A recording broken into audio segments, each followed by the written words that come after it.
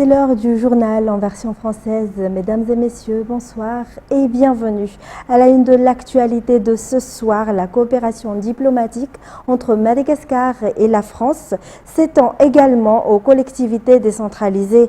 C'est dans ce cadre que se tiendront les 18 et 19 septembre prochains à Antananarivo la 3e édition des Assises de la coopération décentralisée entre Madagascar et la France. Objectif, dresser un bilan, explorer des nouveaux axes de coopération et renforcer un partenariat existant. Notera Koutoumaf, Nzaranjiansou pour plus de détails.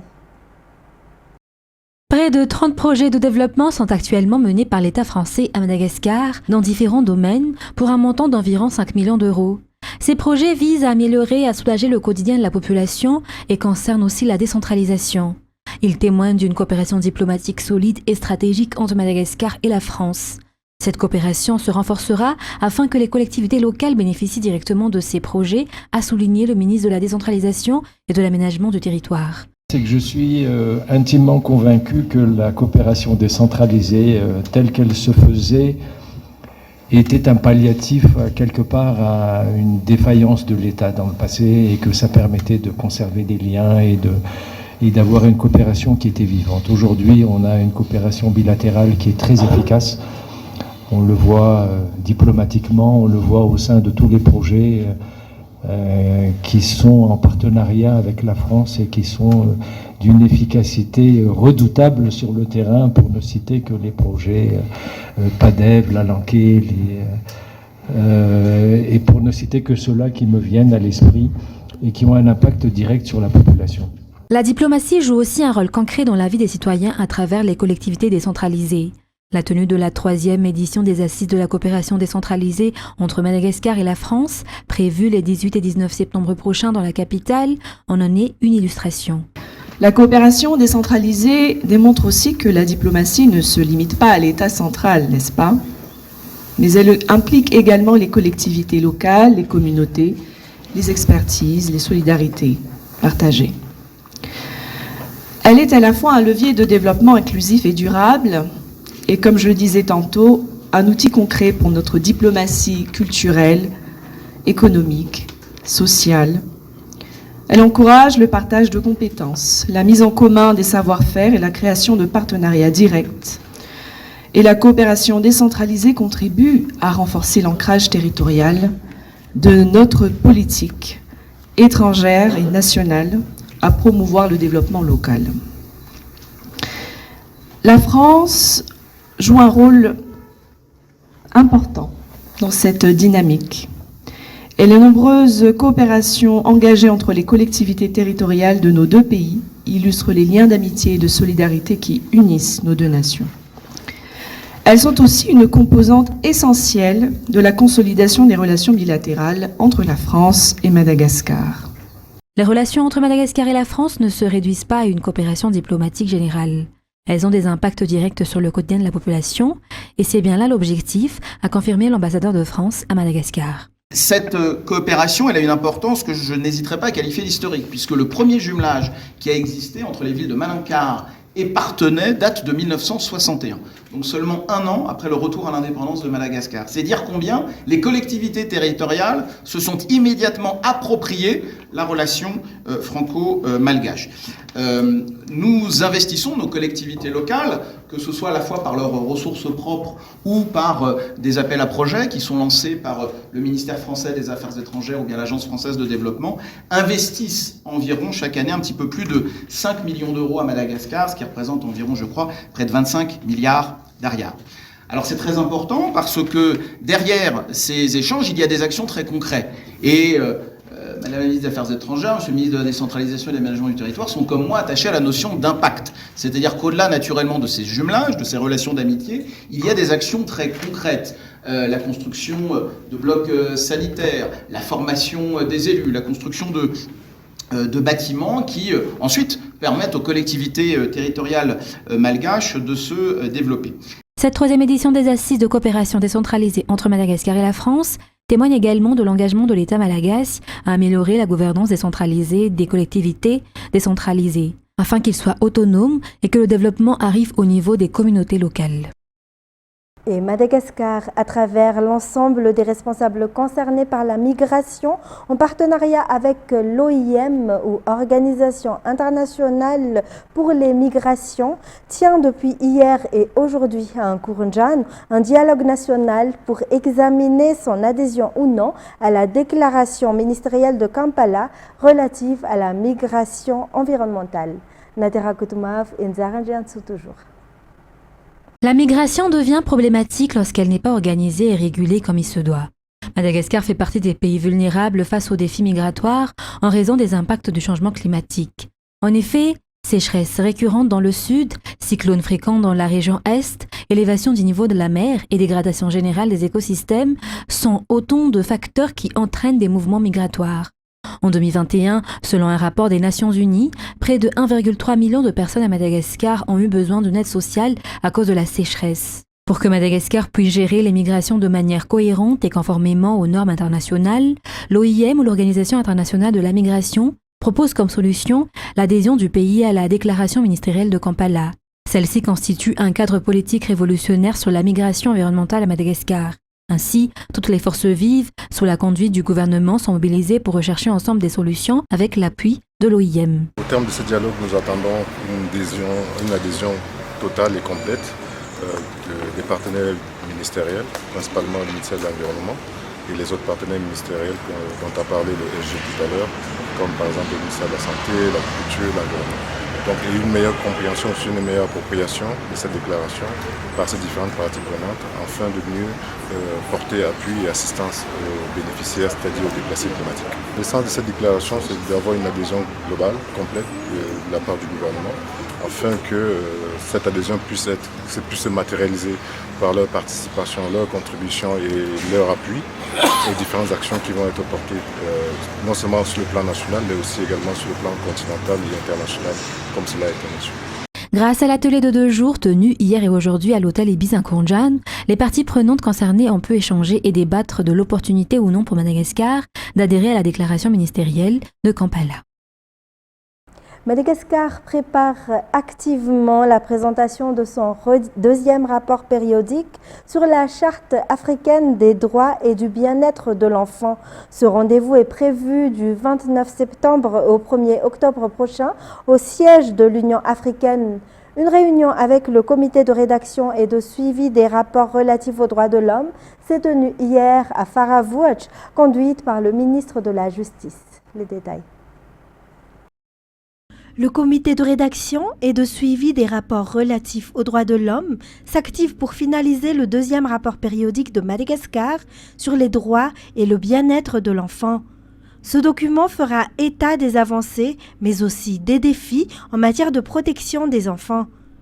Institué en 2003, ce comité réunit aujourd'hui 54 membres, dont des parlementaires, des représentants des ministères, de l'INSTAT et de la société civile. Ensemble, ils compilent les données et assurent le suivi des recommandations internationales. Au-delà de ce rapport, Madagascar prépare aussi un calendrier chargé pour 2025-2026, avec notamment l'élaboration du plan de mise en œuvre des 204 recommandations de l'examen périodique universel, ainsi que la rédaction des rapports sur la lutte contre la torture, la discrimination raciale et les droits des femmes. Un engagement continu qui reflète la volonté du pays de renforcer la place des droits humains et en particulier ceux des enfants au cœur de ses priorités. Dans les actualités également, le gouvernement s'est immédiatement rendu à Mananzar pour apporter des aides aux sans-abri à la suite de l'incendie survenu hier. Par ailleurs, du riz, de l'huile et des légumineuses sont déjà disponibles pour être distribués aux sinistrés installés dans les écoles publiques de la localité, a expliqué aujourd'hui le directeur général du BNGRC. Les détails sur les images de Yves Janel. L'État ne reste pas les bras croisés face au drame qui frappe la population. La valorisation du capital humain figure d'ailleurs parmi les piliers établis par le président de la République, Andry Rajoelina. Ainsi, le couple présidentiel a envoyé des aides, notamment 30 tonnes de riz et des kits scolaires aux sinistrés. En effet, 350 toits ont été détruits par le feu.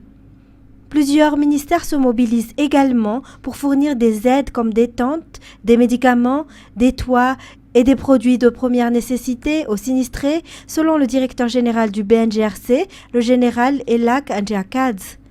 Par ailleurs, des incendies ont également eu lieu dans d'autres localités comme Antsouyi, Tirunmandid et Bekil, et le gouvernement a également porté assistance aux populations de ces zones, toujours selon les explications.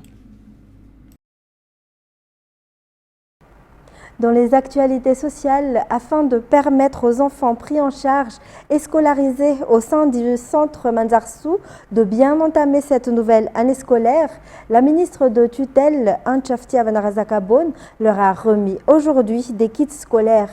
Des partenaires ont également réaffirmé leur engagement à assurer la cantine au sein de ce centre pendant cette année scolaire. Environ 50 enfants sont pris en charge et suivent une formation au sein du centre de Manzarisou sous la tutelle du ministère du Travail, de l'Emploi et de la Fonction publique. Ce sont des enfants issus des familles vulnérables, souvent contraints de travailler. L'objectif du centre est donc de les sortir du monde du travail, de les réintégrer dans le système scolaire, de leur offrir une formation et de leur ouvrir des voies vers un emploi décent. Afin que ces enfants puissent entamer la nouvelle année scolaire dans de bonnes conditions, la ministre de tutelle leur a remis des kits scolaires ce jour. Les partenaires présents ont également manifesté leur volonté de garantir la cantine scolaire des enfants tout au long de l'année scolaire. Par ailleurs, une cérémonie de remise de certificats s'est tenue à l'intention des jeunes ayant terminé leur formation professionnelle au sein du centre. Une reconnaissance de leurs efforts et une porte ouverte vers le monde du travail. À noter que la région Atsinan bénéficiera également d'un centre comme celle-ci afin d'aider les enfants en difficulté. Et en tourisme, plus de 7000 chambres modernes sont disponibles à Nosibé pour accueillir les touristes. On y recense également plus de 200 établissements d'hébergement qui jouissent d'une notoriété particulière, aussi bien à Madagascar qu'à l'étranger. Les opérateurs locaux restent toujours disposés à améliorer davantage la qualité des services proposés afin de dynamiser le secteur touristique et atteindre l'objectif de 1 million de touristes d'ici 2028. Francesca Mireille nous en dit plus. Nosibé demeure l'une des destinations les plus prisées par les touristes à Madagascar. Actuellement, plus de 7000 chambres répondant aux normes y sont disponibles. On y compte plus de 240 établissements d'hébergement allant des maisons d'hôtes aux grands hôtels classés 4 et 5 étoiles. Une nuitée varie entre 20 et 200 euros. Parmi les sites touristiques les plus appréciés figurent le Mont Passo, Nusikumba et l'ensemble des îles environnantes de Nosibé. La majorité des touristes qui visitent l'île se disent satisfaits. De leur côté, les opérateurs locaux réaffirment leur volonté d'améliorer sans cesse la qualité de leurs prestations. Il est à rappeler que la saison touristique est jugée prometteuse cette année, compte tenu du nombre de passagers aériens enregistrés au cours de ces 8 derniers mois, notamment environ 110 000 voyageurs internationaux et près de 50 000 nationaux. L'utilisation des énergies renouvelables constitue une solution pour augmenter le taux d'accès à l'électricité à Madagascar. Cependant, les applications pratiques de la part des étudiants dans ce domaine restent insuffisantes, ce qui rend difficile l'insertion professionnelle des jeunes après leurs études. C'est dans ce contexte qu'a été mis en place le Fab Lab en route, destiné à promouvoir les énergies propres et durables dans notre pays. La demande en électricité ne cesse d'augmenter à Madagascar. Pourtant, seulement 36% des ménages malagasy y ont accès. Ce taux est encore faible en milieu rural. Les jeunes qui choisissent de s'orienter vers le secteur des énergies renouvelables rencontrent également des difficultés à cause de l'insuffisance de pratique. Malgré les efforts déjà entrepris, se désole Ravulata Inakado. L'objectif du Fab Lab en route est de former plus de 600 jeunes en 3 ans. Le programme vise aussi à les accompagner dans leur insertion professionnelle. Les femmes seront privilégiées à travers cette formation, toujours selon les explications. Sport pour terminer les actualités locales, la baie de Ramen à Antran accueillera une compétition de kitesurf et de voile les 4 et 5 octobre prochains, organisée par la Fédération malgache de voile. Un événement sportif destiné à valoriser les navigateurs et passionnés de kitesurf, mais aussi à dynamiser le secteur touristique dans la région. Andeniana Martina, Sej Anjanab. C'est une grande première. La Fédération malgache de voile se tourne vers le nord de l'île pour organiser une telle compétition sportive. Un rendez-vous qui met pleinement en avant les jeunes de la région et les navigateurs, puisque 2 épreuves majeures se dérouleront les 4 et 5 octobre. Une course de voile avec 24 participants et une compétition de kitesurf regroupant 40 concurrents. C'est vraiment nouveau. C'est pour ça que le kitesurf, c'est encore sport de niche. Déjà, lave vite les matériels. Les filles, elles lavent vite. On moins 2000 € par matériel. Après, si c'est en occasion, bien sûr, c'est plus bas. Mais voilà, donc tout ça, il faut reconquérir la mer. Il faut reconquérir la mer, c'est très important. Il ne faut pas que les Malgaches tournent le dos à la mer parce que nous sommes une île. Il ne faut pas oublier, hein, même si on est à Tana aujourd'hui, mais nous sommes une île. Il faut faire face à la mer. Et donc là, c'est l'opportunité de se réconcilier donc, avec la mer. Pour quelque chose de fun. La Fédération collabore étroitement avec 7 ministères, parmi eux le ministère de la Jeunesse et des Sports, ainsi que le ministère du Tourisme et de l'Artisanat pour cet événement. Des mesures de sécurité ont déjà été prises pour protéger les navigateurs tout au long de la compétition, d'après les précisions. C'est la première fois qu'il y a un événement en mer assuré. C'est la première fois, donc ça c'est très important. Deuxièmement, nous travaillons avec la BANA, la base navale d'Antran, qui va assurer la sécurité, et avec bien sûr d'autres personnes, des particuliers, mais la sécurité est très importante parce qu'on parle de mer. Au-delà de l'aspect sportif, la tenue de cette compétition devrait également profiter à Antran, capitale de la région d'Iana, en attirant aussi bien des touristes nationaux qu'internationaux. À l'international, Donald Trump a signé hier le décret présidentiel de déploiement des militaires de la garde nationale à Memphis, dans le Tennessee, dans le cadre de la lutte contre la criminalité ciblant les grandes villes américaines dirigées par les opposants démocrates. France 24. Los Angeles, Washington et maintenant Memphis. Donald Trump n'hésite plus à déployer la garde nationale pour lutter contre la criminalité urbaine dans les villes dirigées par les démocrates. Cette équipe déploiera tous les pouvoirs des forces de l'ordre fédérales et des forces de l'ordre en général pour rétablir la sécurité publique et éloigner les criminels professionnels dangereux de nos rues. Nous allons les éloigner. Peu de temps avant cette annonce, la Maison-Blanche annonçait sur ses réseaux sociaux que le taux de criminalité à Memphis était supérieur à la moyenne nationale. Et les statistiques du FBI de 2024 montrent d'ailleurs que la ville compte 2501 crimes violents pour 100 000 habitants, l'un des taux les plus élevés de toutes les villes américaines. Des chiffres pourtant contrebalancés par les récentes baisses signalées par la police locale au cours des 8 premiers mois de 2025.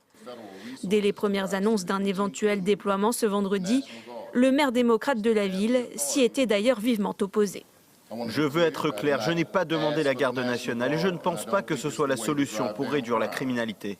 Comme lui, beaucoup pensaient que le prochain déploiement se concentrerait sur Chicago, ville dans le viseur du président depuis longtemps. Mais l'administration américaine s'est heurtée à la résistance farouche des autorités locales. Malgré cela, Donald Trump ne semble pas avoir dit son dernier mot, affirmant qu'il y reviendrait par la suite avec ou sans l'aide du gouverneur. Le président américain a également évoqué d'autres villes démocrates comme la Nouvelle-Orléans, Baltimore ou même Saint-Louis. Les dirigeants musulmans et arabes réunis en sommet à Doha ont appelé à revoir les liens avec Israël après l'attaque israélienne ayant ciblé des responsables du Hamas palestinien au Qatar la semaine dernière. France 24. Unir leurs forces pour apporter une réponse collective, c'est la volonté des dirigeants des pays arabes et musulmans réunis à Doha. Un sommet convoqué en urgence après la frappe sans précédent menée par Israël mardi dernier sur la capitale qatari. Les propos tenus aujourd'hui à Doha, capitale de la solidarité islamique et arabe, sont très clairs. Les actions du Premier ministre Netanyahou et de son État ne passeront pas inaperçues aux yeux de la communauté internationale. Nous prendrons des mesures pour qu'elles ne se reproduisent plus. Pour le Qatar, l'objectif d'Israël est clair. Saboter les efforts de médiation déployés pour un cessez-le-feu à Gaza. Celui qui persiste à assassiner la partie avec laquelle il négocie entend faire échouer les négociations.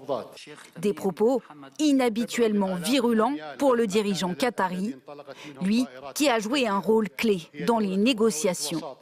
Mais l'attaque israélienne a rebattu les cartes et resserré les rangs des pays arabo-musulmans, jusque-là pourtant très discrets sur les actions d'Israël.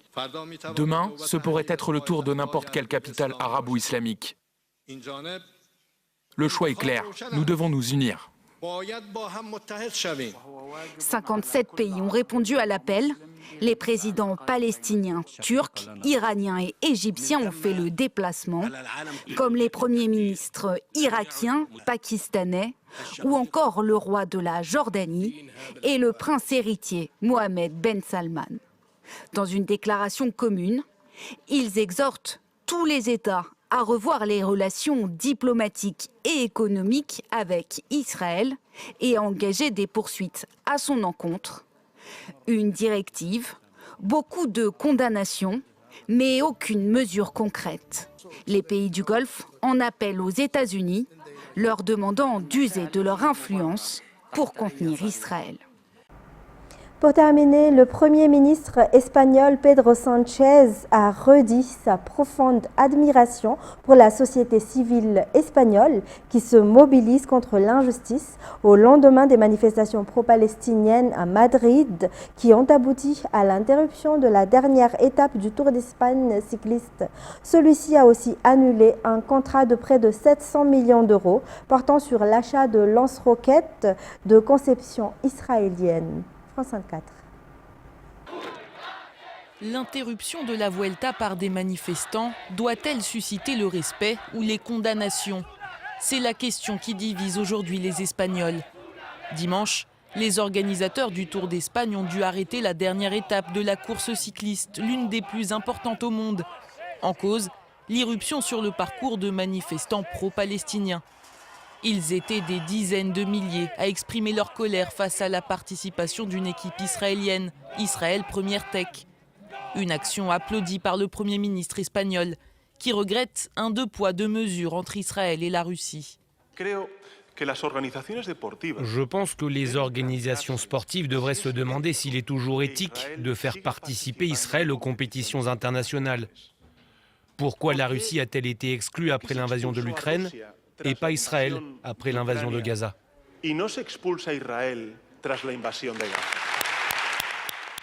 Une position critiquée par ses opposants conservateurs et qui a également fait réagir le ministre israélien des Affaires étrangères. Gideon Sa'ar a qualifié Pedro Sánchez et son gouvernement de honte pour l'Espagne. Le directeur de la Vuelta, lui, s'est toujours refusé à commenter la participation d'Israël Première Tech.